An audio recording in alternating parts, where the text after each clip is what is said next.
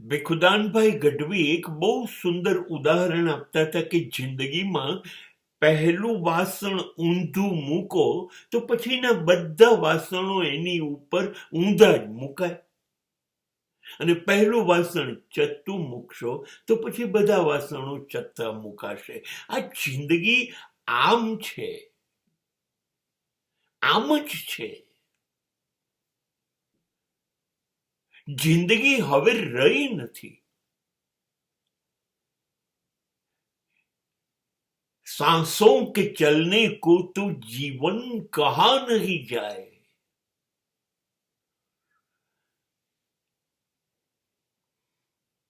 પછી ગઈએ છે મેરા નસીબ મુझको कहां पे लाया, मेरा जीवन कुछ काम न आया.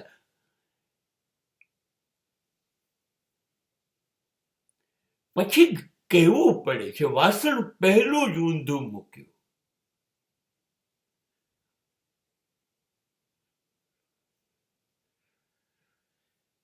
શંકરાચાર્ય પહેલું જ વાસણ ચત્તું મૂક્યું.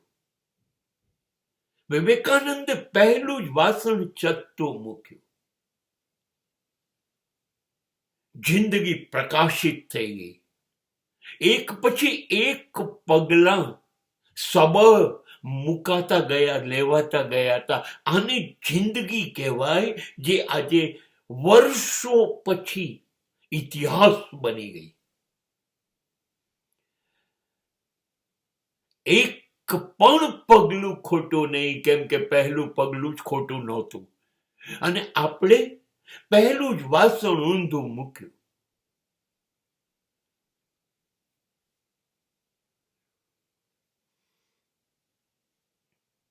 સ્કૂલ અને કોલેજોમાં ગયા, શિક્ષણના નામે, ભણતરના નામે જ્ઞાન ન મળ્યું, માહિતીમાં દબાઈ ગયા.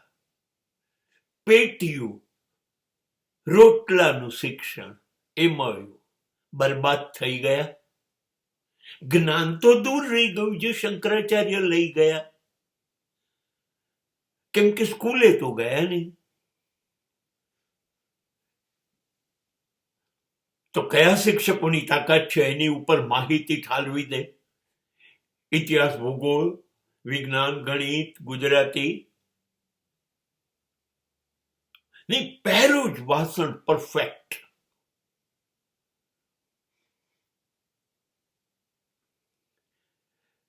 આપણે સ્કૂલ વાળું પહેલું જ વાસણ ઊંધું મૂક્યું. હવે પછી કોલેજ, એ પણ ઊંધું. હવે એકાઉન્ટ, સ્ટેટિસ્ટિક્સ, ઇકોનોમિક્સ, મેનેજમેન્ટ, સાયન્સમાં જાવ તો ફિઝિક્સ, કેમિસ્ટ્રી, મેથ્સ, આ બધા ઊંધા વાસણો મૂક્યા. જે ગુસ્સો કેમ કાબુમાં લેવો, લોભ, લાલચ, અભિમાનથી કેમ બચવું, વિવેક એટલે શું? વિવેક એટલે મેનરિઝમ નહીં, આ કરું કે આ ન કરું. આ બધું સ્કૂલોએ ન શીખવાડ્યું, કોલેજોએ ના શીખવાડ્યું. પછી તો આવડે જ કેવી રીતે? નોકરી એ તો ગુલામી છે. પાછું વાસણ ઊંધું મૂક્યું. હવે 9 વાગે જાઓ, 6 વાગે ઘરે આવો, બસ. હા, ચલો કશુંક નવું કરીએ. લગ્ન કરી કાઢ્યું, બેન્ડ બાજા બારાત લઈને લગ્ન કરી કાઢ્યું. પત્ની લઈ આવ્યા, અને પછી બાળકો લઈ આવ્યા. હવે પત્ની પણ કહીએ છે આ જોઈએ છે, બાળકો પણ કહે છે આ જોઈએ છે. હા, મા બાપ તો હજી ઉભા છે, ભાઈ બહેનો ઉભા છે, સમાજ ઉભો છે, મિત્રો ઉભા છે. જો કેટલા વાસણો ઊંધા ગોઠવે. એ તો બુદ્ધ નીકળી જાય યશોધરા ને રાહુલ ને મૂકીને. આપણે બુદ્ધ થોડી છીએ, આપણે તો બુદ્ધુ છીએ. કેવી રીતે નીકળીએ? બસ નોકરી કમાતા રહે, ધંધો કર્યા કરીએ, પૈસા લાવીએ, પત્ની કે મા બાપ કે બાળકો કે અરે ખર્ચ્યા કરો. 25 ના, 35ના, 45ના, 55ના, 65ના, 75ના.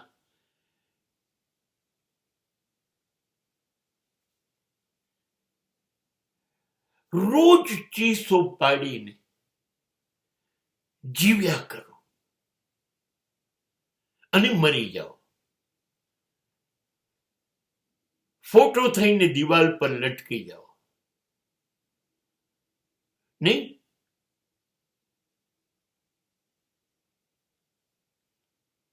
मेरा जीवन कुछ काम न आया, जैसे सूखे पेड़ की छाया.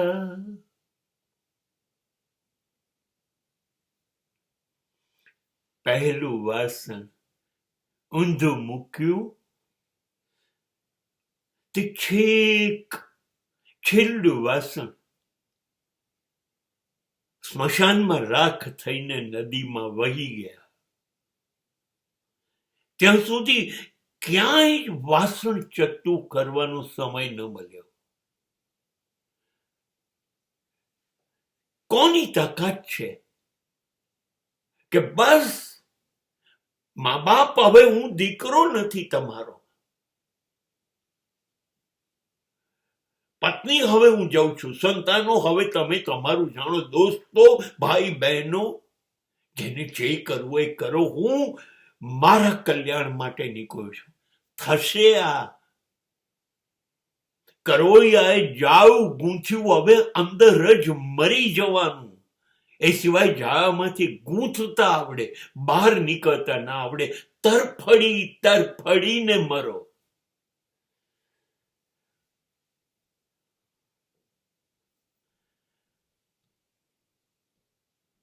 એટલે કહું છું, સુખી કેમ શંકરાચાર્ય થયા? 8 વર્ષે જ નિર્ણય લઈ લીધો, વાસણ જ ના જોઈએ તો ઊંધું કે ચત્તું ગોઠવવાનો પ્રશ્ન જ નથી.